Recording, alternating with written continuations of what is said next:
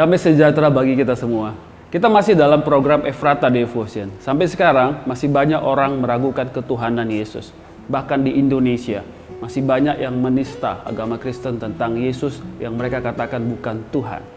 Mereka katakan bisa-bisanya penulis Alkitab lah, bisa-bisanya pendeta itu yang bahkan dikatakan goblok, ya. Hal yang dipertanyakan dalam pemikiran yang kontroversi sampai sekarang, bagaimana mungkin Tuhan menjadi manusia?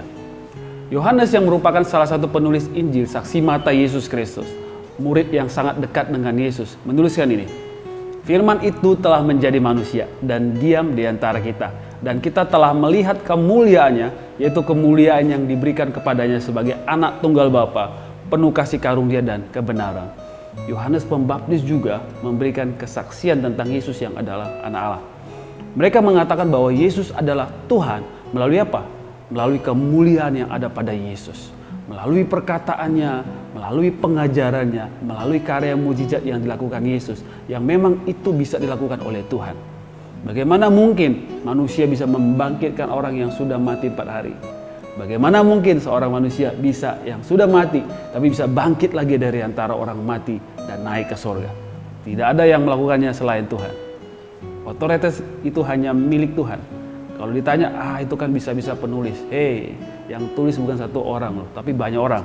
Matius, Markus, Lukas, Yohanes gitu ya. Di komen lagi penulis-penulis lainnya, Paulus, Petrus, penulis Ibrani, Yakobus, Yudas, saudara Yakobus. Dan itu beda-beda orang.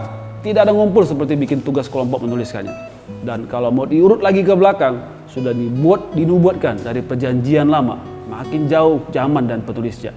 Tapi satu beritanya, yaitu Mesias, anak Allah, Tuhan Yesus Kristus. Masih ragu? Alkitab itu bukan ditulis dan dikumpulkan asal-asal. Bukan ditulis seperti wahyu turun dan langsung ditulis tanpa kesadaran. Hello, mikir dong ya. Kalau ada anak-anak Tuhan yang masih belum kenal dan percaya siapa satu-satunya Allah yang benar, yang mengaruniakan anaknya yang tunggal, tepat sekali mendengar renungan ini. Mengapa ada Natal? Mengingat dan merayakan firman menjadi manusia. Mengingat dan merayakan Allah melakukan karya keselamatan bagi umat manusia. Mengingat dan merayakan Allah mengasihi kita yang berdosa. Pada mulanya adalah firman, firman itu bersama-sama dengan Allah, dan firman itu adalah Allah. Dan firman itu menjadi manusia sama dengan kita. Satu-satunya cara untuk dapat menyelamatkan kita.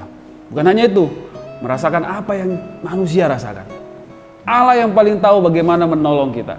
Kalau kita saat ini merasakan sulitnya lepas dari dosa, datang kepada Tuhan yang benar dalam Yesus Kristus. Kalau kita saat ini mengalami kekecewaan atau luka, datang kepada Tuhan yang menjadi manusia, karena lukamu dirasakan olehnya. Kalau kita saat ini merasa susah dan bergumul, Tuhan yang menjadi manusia itu merasakan susahnya hidup. Percayalah kepadanya, engkau akan hidup dan mengalami kekuatan. Tidak ada nama lain di bawah kolong langit ini yang olehnya kita dapat diselamatkan. Nama siapa? Yesus Kristus, firman yang menjadi manusia. Mari kita berdoa. Tuhan, terima kasih. Engkau datang menyelamatkan kami dengan cara-Mu yang jauh dari apa yang kami pikir dan duga, yaitu Engkau menjadi manusia. Engkau adalah firman.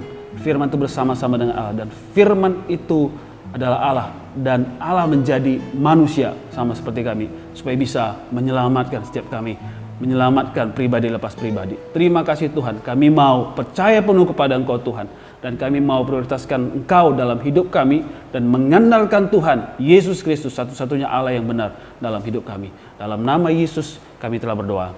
Amin.